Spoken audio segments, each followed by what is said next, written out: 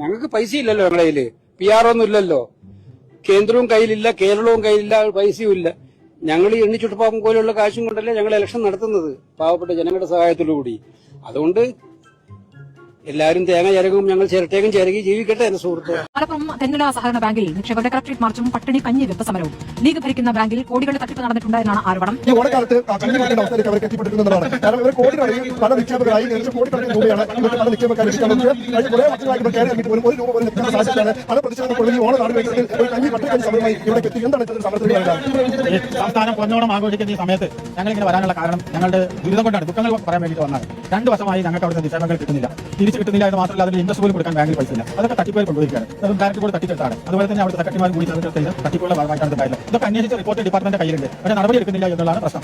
ആളുകളുടെ ജീവിതം വലിയ പ്രശ്നം, വളരെ പ്രയാസത്തിലാണ് പല ആൾക്കാരും. ഞങ്ങളുടെ കൂട്ടത്തിലുള്ള 3 നിക്ഷേപകർ പണം കിട്ടാൻ, ചികിത്സിക്കാൻ പണം കിട്ടാതെ മരണപ്പെടുകയുണ്ടായി.